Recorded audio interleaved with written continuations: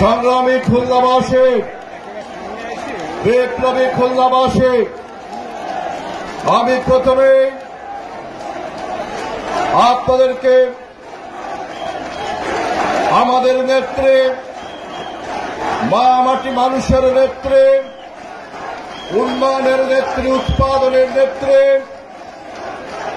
দেশ নেত্রী বেগম বাংলাদেশের জাতীয় ঐক্যের প্রতীক দেশ নেত্রী বেগম খালেদা জিয়ার পক্ষ থেকে জানাচ্ছি সালাম, শুভেচ্ছা এবং অভিনন্দন।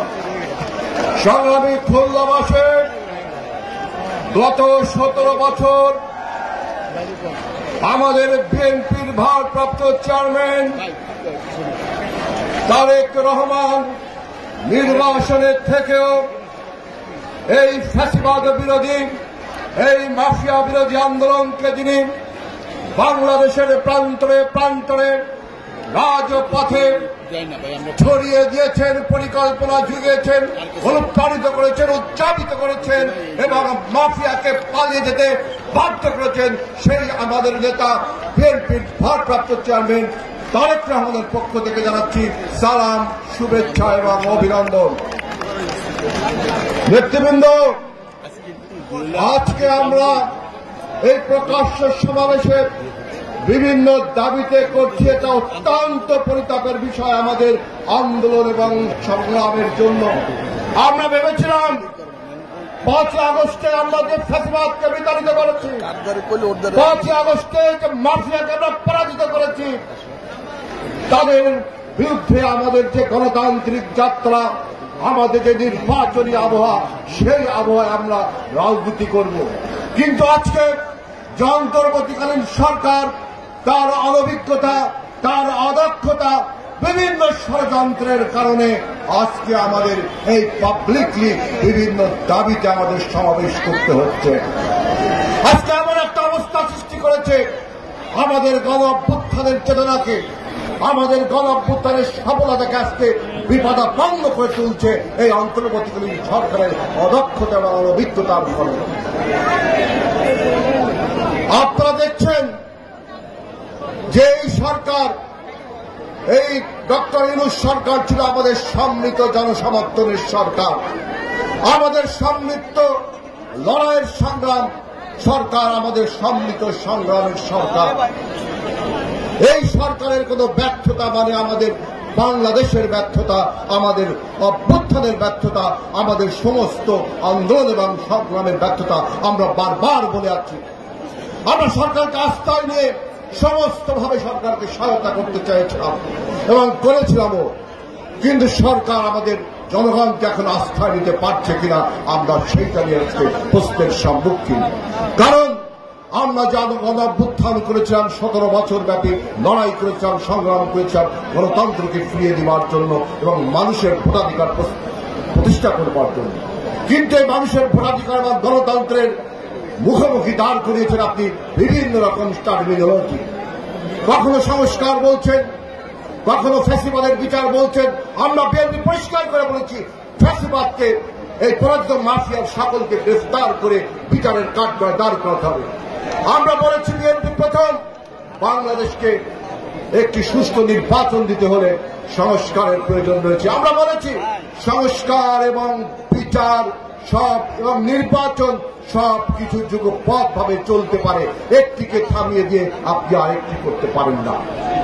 আজকে বাংলাদেশের আইন শৃঙ্খলা রক্ষার যে পরিমাণ অবনতি ঘটেছে, আজকে আপনি হল অন্তর্বর্তীকালীন সরকার, আপনার বিরুদ্ধে বিভিন্ন দাবি দেওয়ার সরকারে আপনি পরিণত করেছেন নিজেকে। কারণ 5 আগস্টের পরে 8 আগস্টে আপনি যখন ক্ষমতা এসেছেন, তখন বাসর রাতে বেড়ালটা আপনি মারতে পারেননি। আপনি ছাত্র ভাইদেরকে অনেকটা দাবি যে পরীক্ষা না দিয়ে পাশ করে দিতে হবে, সেই দাবি আপনি মেনে নিয়েছেন। বিএনপি চিৎকার করে বলেছে এই অনেকটা দাবি আপনারা মানতে পারেন না। এই অনেকটা দাবি মানার ফলে আজকে বাংলাদেশে বিভিন্ন রকম দাবি দেওয়ার সরকার উন্নত হয়েছে। আপনারা দেখেছেন যে কিভাবে প্রতিবিপ্লবী সিন্ড্রোম আমাদের এই অভ্যুত্থানকে ব্যর্থ করার প্রচেষ্টা চলছে। আপনার বাংলা একাডেমিতে দেখলাম বিভিন্ন রকম হাঙ্গামা শুরু হয়েছে। আমরা সোনালী ব্যাংক আজকে দেখলাম বিভিন্ন রকম হাঙ্গামা শুরু হয়েছে, রাজপথে কোনো না কোনো প্রতিরোধী সিন্ড্রোম শুরু হয়েছে। কারণ আমরা জানি আমাদের প্রতিবেশী রাষ্ট্র ভারত আমাদের এই পরিবর্তনকে, আমাদের এই বিজয়কে ভালোভাবে মেনে নিতে পারেনি, তাই ষড়যন্ত্র চলছে। আপনারা বলেছি যে প্রশাসনের বিভিন্ন স্থানে এই ফ্যাসিবাদের দোসররা প্রকাশ্যে এবং ঘাটতি মেনে রয়েছে। আমরা বলেছি প্রতিবেশী রাষ্ট্র থেকে প্রতিবেশী রাষ্ট্রের প্রেম চাইগুলো এই দেশে রয়ে গেছে, যারা আমাদের অভ্যুত্থানকে ব্যক্ত করতে চায়। আজকে আইন শৃঙ্খলার পরিস্থিতি উন্নতির জন্য আমরা দেখলাম ডেভিল হান্ট অপারেশন নামে একটি কর্মসূচি চালু করেছেন। আমরা স্বাগত জানাই আইন শৃঙ্খলা পরিস্থিতি উন্নয়নের জন্য ডেভিল হান্ট কর্মসূচিকে। কিন্তু আমাদের প্রশ্ন, এই খুলনা শহীদ হাদিস পার্ক থেকে আমাদের প্রশ্ন, ডেভিল কারা, শয়তান কারা, দুষ্ট লোক কারা, এটা সরকারকে নির্ণয় করতে হবে। কারণ এই ডেভিলরা এখনো প্রশাসনে রয়ে গেছে। যে সমস্ত ডেভিলরা পালিয়ে গেছে তারা কিভাবে পালালো? আজকে ডেভিল হান্ট আপনার কর্মসূচিকে আমরা স্বাগত জানাই, কিন্তু ডেভিল কারা এটা আপনাকে সংজ্ঞায়িত করতে হবে। আজকে যে ষড়যন্ত্র চলছে, আমরা এই সভা থেকে বলতে চাই যে ডেভিল হান্ট যে স্কোয়াড আপনারা গঠন করবেন, আপনার সাবেক আইজি বেনজির আহমেদ কি বলেছেন? প্রশাসনে নাকি 90% পুলিশ কর্মকর্তা আওয়ামী লীগের রয়েছে। এখন এই ডেভিল হান্ট স্কোয়াড যেটা করবেন, সেখানে যদি এই 90% লোকের পুলিশ যদি স্কোয়াডে থাকে, তাহলে তারা তো দেখা যাচ্ছে কখনো বিএনপি, কখনো জামাত, কখনো আপনার বামপন্থী সংগঠন, কখনো নাগরিক কমিটি, নতুন যে কমিটিটা আসবে, বিভিন্ন অভ্যুত্থানের শক্তিকে আপনার বিভিন্ন পোর্ট্রেট করে আপনি বাংলাদেশকে অরাজকতা করে তুলতে পারেন।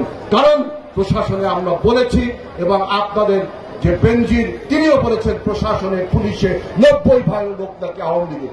তাদেরকে রেখে আপনি ডেভিল হান্ট যে কর্মসূচি করছেন আমরা স্বাগত জানালেও আমরা সতর্ক করতে চাই সরকারকে, আমাদের বিপ্লবকে নিয়ে বিপ্লবীদেরকে কালিমালিপ্ত করবার জন্য কোনো টাল ভালা কিন্তু জনগণ মেনে নেবে না। আজকে বিএনপিকে বিভিন্নভাবে প্রশ্নবিদ্ধ করবার জন্য যে সমস্ত ষড়যন্ত্র করছেন, আমরা বলেছি ভারত আমাদের বিরুদ্ধে যেভাবে অপপ্রচার চালিয়েছে 5ই আগস্টের পর থেকে, সেই সমস্ত অপপ্রচারকে একমাত্র দল, রাজনৈতিক দল বিএনপি তাকে মোকাবেলা করবার জন্য আমরা ভারতীয় আম্বাসি ঘেরাও করেছি, আমরা সীমান্তব্যাপী লং মার্চ পর্যন্ত করেছি। বাংলাদেশের আর কোন রাজনৈতিক দল এই ব্যাপারটিকে কিন্তু মূল্যায়ন করে মুখে চুপ করে বসেছিল, ভারত বিরোধী কোনো কথা কিন্তু বলতে পারেনি। এমনকি এই সরকারও একটা কূটনীতিক বার্তা ছাড়া আর কিছু দিতে পারেনি। সুতরাং বিএনপিকে আজকে বিভিন্নভাবে বলছেন সারা দেশে চাঁদাবাজি, সন্ত্রাসী, দখলবাদের যে বয়ান আপনারা তৈরি করেছেন, সেই বয়ানকে কিন্তু বিএনপি অ্যাকসেপ্ট করেছে। তদন্ত সাপেক্ষে দোষী ব্যক্তিদের আমরা বহিষ্কার করেছি, শোকাজ করেছি, ব্যবস্থা নিয়েছি। কিন্তু আর কোন রাজনৈতিক দল তারা কি সব দুধে ধোয়া তুলসী পাতা তাদের দিকে কোনো ব্যবস্থা নিয়েছেন?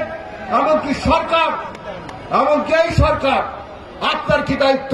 কাউকে গ্রেপ্তার করেছেন? বিএনপি তাদের সীমিত সক্ষমতা দিয়ে বিএনপি তাদের নেতা কর্মীকে আপনার বিচারের আওতায় দিয়েছে, তাদের সেই সাংগঠনিক ব্যবস্থাপনা নিয়েছে।